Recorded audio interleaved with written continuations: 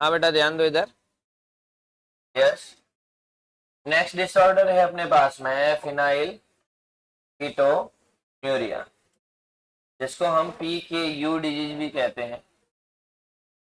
पीछे की क्लासों में हम इसको बेटा डिस्कस कर चुके हैं एक बार। जिस टाइम हम प्लियोट्रोपी को पढ़ रहे थे, मतलब बहु प्रभाविता को पढ़ रहे थे, उस टाइम हमने इसका जिक्र किया था। राइट। एग्जाम्पल के तौर पे अगर मैं बताऊं, फिनाइल कीटोन्यूरिया में सबसे पहले ये क्या है, अलिंगी गुणसूत्री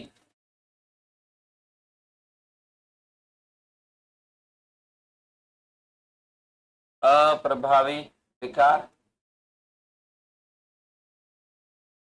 अलिंगी गुणसूत्री अप्रभावी विकार कहने का मतलब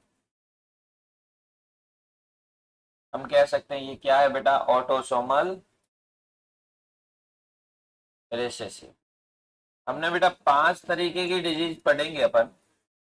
हम 5 तरीके की डिजीज पढ़ेंगे। फर्स्ट पढ़ी हमने हेमोफीलिया, कैसी थी, सेक्स लिंक्ड रिसेसिव। सेकंड पढ़ी कलर ब्लाइंडनेस वर्णांधता, वो भी कैसी थी, सेक्स लिंक्ड रिसेसिव, मतलब लिंग संलग्न अप्रभावी। वो दो ही अपने सिलेबस में ऐसी थी जो लिंग संलग्न अप्रभावी थी। बाकी जो ये पीछे वाली 3 है, सिकल सेल एनीमिया, वो भी अलिंग गुणसूत्री अप्रभावी है।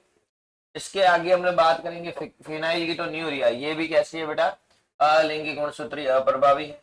और इसके बाद में एक और पढ़ेंगे, इसका नाम है थैलेसीमिया, वो भी कैसी है, अलिंगी गुणसूत्री अप्रभावी। तो इसमें क्या जिक्र करें, हम पहले बोल चुके हैं ये ऑटोसोमल रिसेसिव है। इसके बाद की बात करें, इसके बाद में किसका उदाहरण है ये, बहु प्रभाविता का उदाहरण है। किसका उदाहरण है, बहु प्रभाविता, जिसको हमने एक नाम और दिया था, प्लियोट्रोपी। प्लियोट्रोपी। और इसमें हमने बोला था कि इसमें एक एकल जीन प्रभावित हो जाता है, जिसके कारण एंजाइम का निर्माण नहीं होता, और एंजाइम नहीं बनता तो एक अमीनो एसिड फेनिलएलानिन आगे चल करके तंत्र के अंदर टायरोसिन में बदल नहीं पाता। तो हमने क्या बोला था कि इस विकार में ऑटोसोमल रिसेसिव के कारण, रिसेसिव वंशागति के कारण, वंशागति के कारण एकल जीन में परिवर्तन होता है। परिवर्तन, अब वो परिवर्तन कौन सा है, वो परिवर्तन है बेटा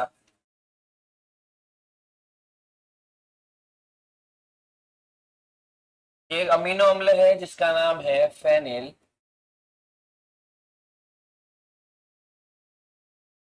एलानिन। ये अमीनो अम्ल बदलता है किसमें, टायरोसिन में। किसमें बेटा, इधर ध्यान दो, टायरोसिन में। किस एंजाइम की उपस्थिति में, फेनिल एलानिन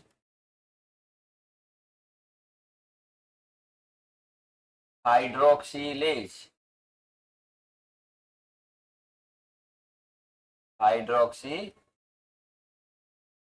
इसको हम बोलते हैं PAH। सुनना बेटा इधर, हमने क्या बोला कि एकल जीन में परिवर्तन होता है। एकल जीन का मतलब ये जो फेनिल एलानिन हाइड्रोक्सिलेज एंजाइम है, इस PAH का जो जीन है वो परिवर्तित हो जाता है, जिससे फेनिल एलानिन इसमें बदलेगा क्या बेटा, नहीं बदलता, परिवर्तित हो जाता है, जिससे फेनिल एलानिन टायरोसिन में नहीं बदलता, नहीं बदलता, अपितु तंत्रिका उत्तक में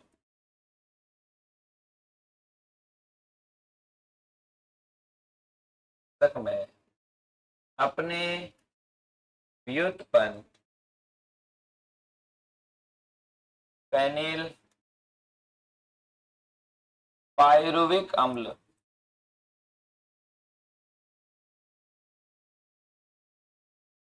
के रूप में जमा हो जाता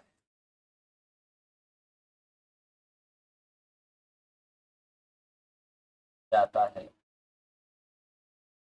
जिससे कई लक्षण दिखाई देते दिखाई देते अब कई लक्षण कैसे दिखेंगे, समझना इधर। हम बात करते हैं फेनिल कीटोन्यूरिया। एक तो ऑटोसोमल रिसेसिव डिजीज है, ये प्लियोट्रोपी का उदाहरण है। इसमें एकल जीन में परिवर्तन होता है, वो किसका होता है, पीएएच एंजाइम का। और ये पीएएच एंजाइम जब नहीं होगा तो फेनिल एलानिन टायरोसिन में नहीं बदलता। ठीक है, अगर टायरोसिन में नहीं बदलेगा तो ये अपने व्युत्पन्न जो है फेनिल पायरुविक अम्ल में बदल जाएगा। और इसमें बदलने से क्या क्या लक्षण दिखाई देंगे, क्या क्या सिम्टम्स दिखाई देंगे, एक बार देखो इधर। सबसे पहला सिम्टम क्या होगा, मानसिक अवमंदता आ जाएगी। क्या आ जाएगी बेटा,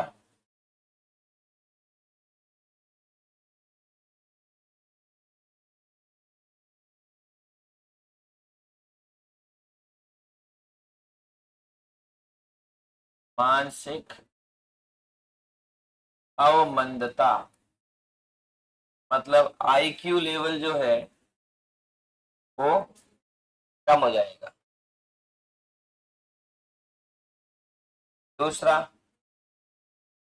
त्वचा में रंजन हो जाएगा, मतलब पिगमेंटेशन हो जाएगा, है ना। स्किन है तो उसके ऊपर व्हाइट कलर के जो है वो धब्बे हो जाएंगे। तीसरी बात करें, शरीर पर बालों की कमी हो जाएगी।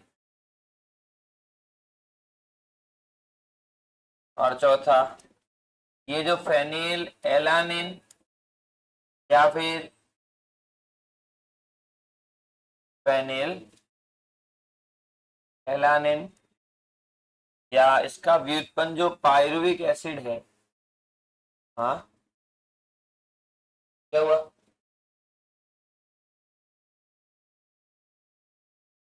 पायरुविक अम्ल है,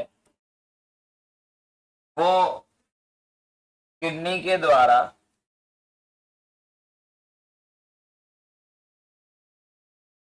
किडनी के द्वारा अवशोषित नहीं होते,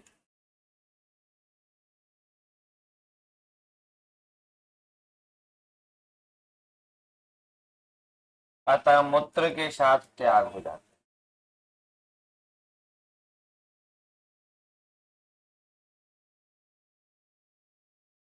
विसर्जित हो जाते।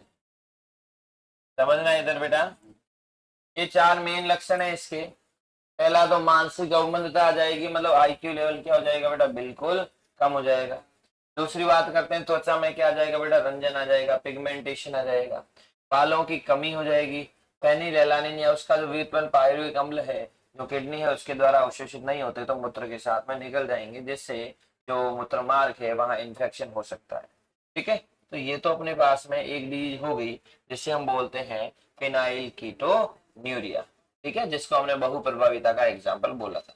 एक डिजीज और है लास्ट 5 नंबर, जिसे हम बोलते हैं थैलेसीमिया।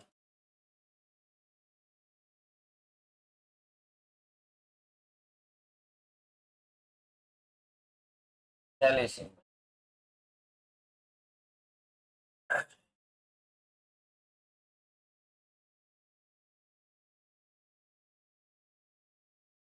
देखना बेटा इधर। अब ये थैलेसीमिया क्या है, वही सेम। एक तो वंशावली कौन सी है, अलिंगी गुणसूत्री, अलिंगी गुणसूत्री अप्रभावी, इसको हम क्या बोलते हैं बेटा? ऑटोसोमल, अरे क्या बोलते हैं बेटा? Autosomal recessive. दूसरा, ये किसका उदाहरण हो सकता है? जैसे हमने पढ़ा था बहुजीनी वंशागति और बहुप्रभाविता।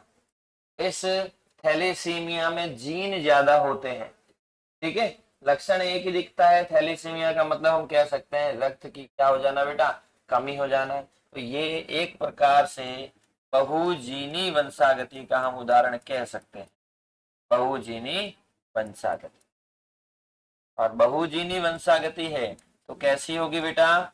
मात्रात्मक या परिमाणात्मक वंशागति हो सकती है। मात्रात्मक या परिमाणात्मक वंशागति हो सकती है। इसमें होता क्या है समझना एक बार। ये अपने पास में ब्लड है, ये उसमें आरबीसी है, आरबीसी में एक तो है हेम, क्या है? दूसरा क्या होगा? अरे क्या होगा? ग्लोबिन। ग्लोबिन में क्या है? दो अल्फा श्रृंखला और दो बीटा श्रृंखला। हमने पढ़ा था हीमोफीलिया में, सॉरी सिकल सेल एनीमिया में, कि बीटा श्रृंखला की छठी पोजीशन के ऊपर जो ग्लूटामिक एसिड था वो किसमें बदल गया था? वैलिन में बदल गया था। सिर्फ ए की जगह टी, जो टी की जगह ए आ गया था, इसके कारण यहाँ हम देखेंगे कि अल्फा में भी चेंज होता है और बीटा में भी चेंज होता है। अल्फा थैलेसीमिया और बीटा थैलेसीमिया कहते हैं। अल्फा श्रृंखला में चेंज आए तो उसको हमने क्या बोला अभी? Alpha thalassemia. और बीटा में चेंज आए तो बीटा। अल्फा क्यों होता है और बीटा क्यों होता है? देखो बेटा, अलिंग गुणसूत्री मतलब कि कायिक गुणसूत्र से संबंधित है, मतलब आगे के जो 22 जोड़ी अपने पास में उसमें कहीं ना कहीं बदलाव होगा।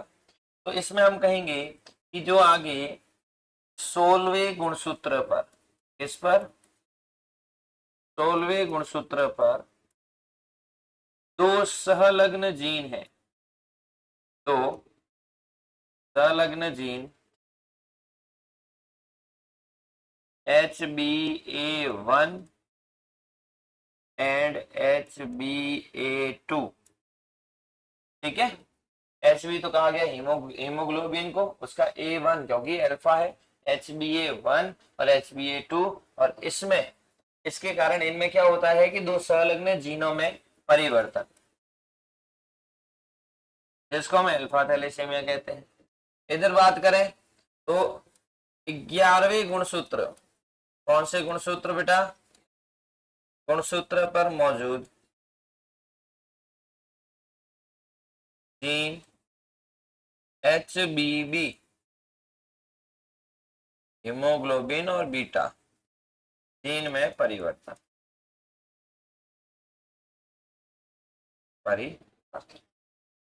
ये अपने पास में थैलेसीमिया डिजीज। थैलेसीमिया भी एक प्रकार की क्या है बेटा? ऑटोसोमल रिसेसिव डिजीज है, जो बहुजीनी वंशागति को, यानी कि जो मात्रात्मक है परिमाणात्मक है उसको बताती है। इसमें हमने बोला कि जो अपने पास में आरबीसी है, जिसमें ग्लोबिन प्रोटीन में दो श्रृंखलाएं होती है, चार होती है, दो अल्फा और दो बीटा। अल्फा श्रृंखला में चेंज से उसको हम अल्फा थैलेसीमिया कहेंगे, और बीटा श्रृंखला में चेंज से उसको हम बीटा थैलेसीमिया कहेंगे। अल्फा और बीटा के ऊपर सिर्फ आपको ध्यान रखना है, एक तो गुणसूत्र का नाम और उसके बाद में जीन का नाम। अल्फा है तो 16वां गुणसूत्र, जीन कौन से? HbA1 और HbA2, और उधर की बात करें तो 11वां गुणसूत्र और जीन कौन सा? HbB, ठीक है। तो ये अपने पास में अपनी सारी जितनी डिजीज है वो आ जाती है। एक बार आप यूं करो कि फिनाइल कीटोन्यूरिया और इसको लिख दो, इसके बाद में इसके कुछ न्यूमेरिकल क्वेश्चंस है वो हम करते हैं।